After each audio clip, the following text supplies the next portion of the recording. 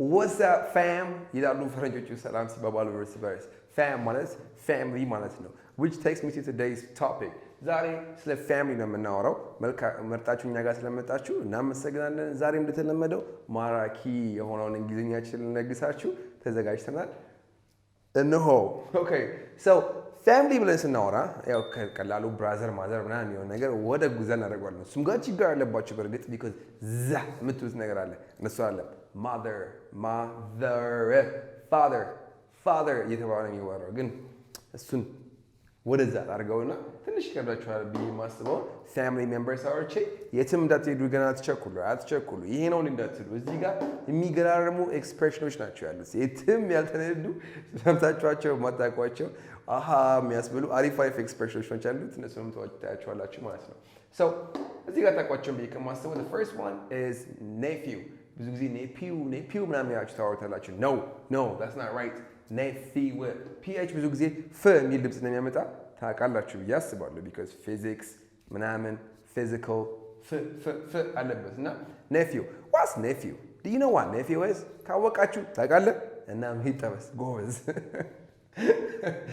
ለማታውቁት ግን nephew ማለት your brother or your sister son የእህታችሁ ወይ የወማችሁ ወንድ ልጅ ምን ይባላል nephew ይባላል okay so how many nephews do you have ስንት nephew አላችሁ I have 3 nephews I have 4 nephews ብላችሁ ማውራት ትችላላችሁ how many nephews do I have 2 nephews Abel and Leul what's up guys I hope you're watching this maybe you're old at this time I don't know anyways nephew ማለት እንደዛ ማለት ነው ሴት ከሆነችስ by the way እኔ nephew ነኝ ካልኩት ወንድ ከሆንኩኝ እኔ አጎትየው ነኝ I'm his uncle እሱ ደግሞ ሴት ደግሞ ከሆነሽ you are his aunt እሺ አክስቱ ነሽ ቀጥሎ ኒስ አለ ኒስ ናይስ ብለሽ ጻፊና ከዛ ከሲ በፊት ይጨምሪበት በቃ ኒስ ማለት your sister or your brother daughter የእህታችሁ ወይ የወንድማችሁ ሴት ልጅ ምን ትባላለች ኒስ ትባላለች okay how many nieces do you have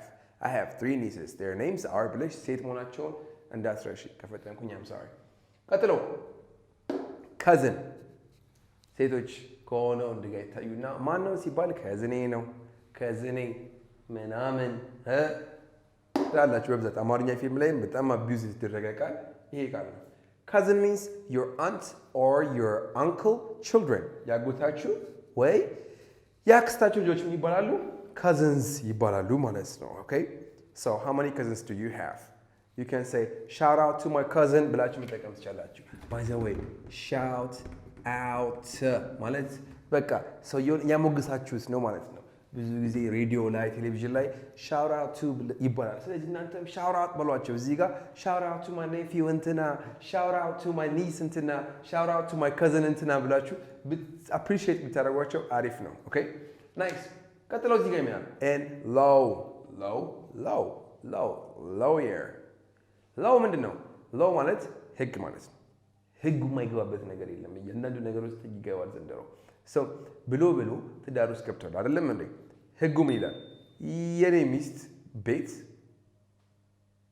የሷ ቤት የኔ ቤት የኔ መኪና የሷ መኪና አይደለም እንዴ የሷ ወንድም የኔ ወንድም የሷ አባት የኔ አባት የሷ አባት ያለ ይቀጥላል ስለዚህ ምንድነው የምታደርጉት መሰላችሁ የጋብቻ relationship ነው የሚያሳየን ስለዚህ የሚስቴ አባት ምንድነው he is my father እና ማስገባለው in law አስገባለው ማለት ነው የሚስቴ እህት he is my brother she is my sister in law የሚስቴ እናት she is my mother in law hi my mother in law ስለዚህ hi my son in law ትለኛለች ማለት ነው እሺ ሚስቴ ደግሞ የኔን አባት ሄዳ hi my father in law ስትለው እሱ ደግሞ hi my daughter in law ይላታል ማለት ነው daughter all right so in law የምትጠቀሙት የጋብቻ ዝምድናን ለማሳየት ነው okay step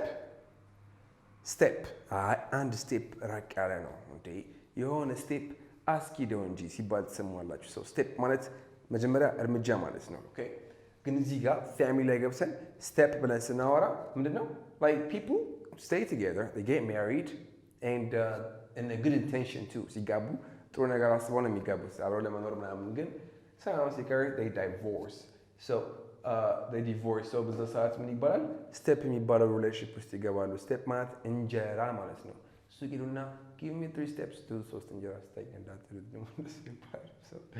ስቴፕ ማለት እንጀራ ይሆንና እንጀራ እናት ስትሉ ስቴፕ ማዘር ትላላችሁ። እንጀራ አባት ስቴፕ ፋዘር ትላላችሁ።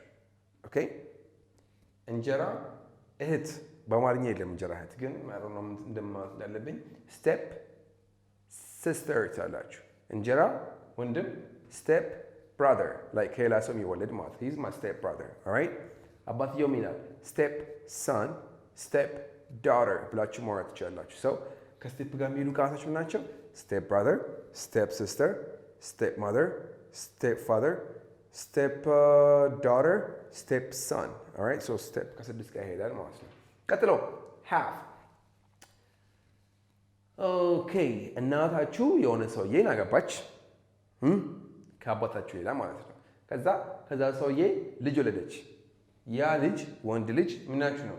he's your half brother or ሴት ከሆነች half sister because በአንዱ ብቻ የምትገናኙ በአባት ወይ በእናት ብቻ የምትገናኙ ከሆነ half brother half sister ብላችሁ ማውራት ትችላላችሁ ማለት ነው።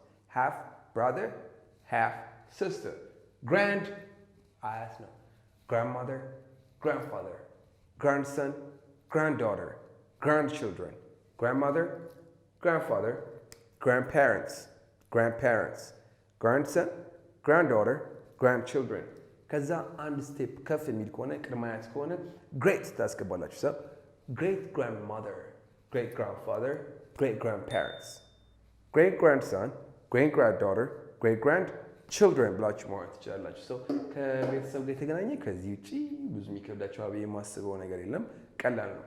አሁን ወደ ዋናው እንሂድ፣ ወደ ጥብሱ እንሂድ። የአፒታይዘር ነው ገና። ኦኬ ሶ ወደ ዋናው ምግብ ስንመጣ ሜን ኮርስ ጋር ስንመጣ related words and expressions ይላል። ከዚህ ጋር የተገናኙ ከፋሚሊ ጋር የተገናኙ ያሉ አገላለጾች ነው የምናየው። ሰው ስንተኛ ልጅ ነህ ማለት ስትሉ እንዴት ነው የምትሉት? ስንተኛ ልጅ ነህ? ኦኬ what's your birth order ካላችሁ ስንተኛ ልጅ ነህ ያላችሁ። what's your birth order? oh I'm the first child I'm the second child የመጀመሪያ ልጅ ነኝ ስትሉ first born መጠቀም ትችላላችሁ። I'm the first born መጠቀም ትችላላችሁ። ኦኬ so that's the first one። ቀጥሎ እዚህ ጋር ይላል bread አለ። bread ምንድን ነው? ዳቦ። winner አሸናፊ። bread winner ዳቦ አሸናፊ። ዳቦ አሸናፊ ማለት ነው no idea። bread winner ማለት ለቤተሰቡ ገንዘብ ይዞ የሚመጣ ቤተሰቡን የሚያስተዳድረው ሰው ምን ይባላል? bread winner ነው ማለት ነው። So who is the breadwinner of your family? ቤት ይቀያቸዋለሁ። ቤተሰቦቻችሁን የሚያስተዳድረው ማን ነው? ንገሩኝ እስኪ ከታች ቆም አድርጓት ግድ የለም። My sister is the breadwinner of my family. I am the breadwinner of my family. My father is the breadwinner of my family ብላችሁ ብትነግሩኝ shout out to my mother the breadwinner, shout out to my father the breadwinner እያላችሁ መርሳትም ትችላላችሁ ማለት ነው። እዚህ ጋር ምን ያህል black sheep sheep okay black sheep አላያችሁትም አሉ። እሺ አላያችሁትም አሉ። ባላየ black sheep so sheep ማለት ነው በግ ማለት ነው። ቀደም የጻፍኩት እንደዚህ ነበር። ship ነው የኛ ship ማለት መርከብ ማለት ነው። ይሄ ግን sheep ነው። sheep በግ ነው። so በግ ምን ይሰራል ቤተሰብ ውስጥ? በግ ምን ይሰራል መሰላችሁ? እንግዲህ በግ የፈረንጅ በግ በተለይ ካያችሁ በቶንዶስ ጸጉራቸውን ይቆርጣቸዋል አይደለ? ለምን ነው የሚቆርጧቸው? ቆዳቸው እንትናቸው ውል ይባላል። እሱ ፈር አይደለም ውል ነው። ውላቸው ይሄ ጸጉራቸው ስለሚፈለግ ነው። ስለዚህ ነጭ ከሆነ ደስ ይላቸዋል ቢካዝ ወደ ፈለጋችሁት ከለር መቀየር ትችላላችሁ። ግን ጥቁር ከሆነ ቀለም አይወስድም፣ ወደ ውስጥ አያስገባም። ስለዚህ አስቡት እናንተ አሁን 10 በግ ቢኖራችሁ 9ኙ ነጭ ነው፣ አንዱ ጥቁር ከሆነ ለጥቁሩ ያላችሁ ስሜት ትንሽ ቀነስ ያለ ነው የሚሆነው። ኦኬ ቢካዝ ማርኬት ላይ ያለው ዋጋ የቀነሰ ስለሆነ ማለት ነው። ቤተሰብ ውስጥ ትንሽ የሚያስቸግር ልጅ ካለ ምን ይባላል? the black sheep of the family ይባላል ማለት ነው። so who is the black sheep of your family? እናንተ ቤተሰብ ውስጥ ማነው ትንሽ የሚያስቸግረው ትንሽ ቅር የሚለው? so you can say my sister is the black sheep of my family, I am the black sheep of my family ብላችሁ ማውራት ትችላላችሁ ማለት ነው። ቴክ አፍተር ማለት ነው። ቴክ ማለት መውሰድ ማለት ነው አይደለ? ሶ አፍንጫዬን አይኔን ከየት ነው የማመጣው? ወሳስጄ ነው ከእናቴ ከአባቴ ምናምን። ስለዚህ ስትጠይቁ ጥያቄው ምን ትላላችሁ መሰላችሁ? ጻፈውን አትበሉ ዝም ብላችሁ። መጻፍ ከፈለጋችሁ ፖዝ አድርጋችሁ ጻፉት ራሳችሁ። Who do you take after? Who do you take after? Who do you take after? በማን የወጣኸው ያልኩኝ ነው። ሰው እናንተ ምታላችሁ I take after my father. I take after my mother. I take after my sister ያላችሁ ማውራት ትችላላችሁ። take after መውጣት ማለት ነው። ኦኬ በሰው መምሰል መውጣት። ቀጥለው ከታች የአባቱ ልጅ ስትሉ like father, like son ታላችሁ። የእናቷ ልጅ ስትሉ like mother, like daughter መጠቀም ትችላላችሁ ማለት ነው። ኦኬ የመጨረሻው get